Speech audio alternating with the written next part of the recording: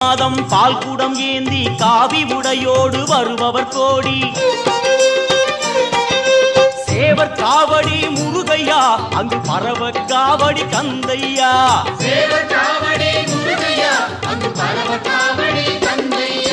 பழனி மலைக்கும் சுவாமி மலைக்கும் காவடி எடுப்போம் கந்தையா திருப்பரங்குன்றில் திருமண கோலம் காண கண் கோடி வேண்டுமையா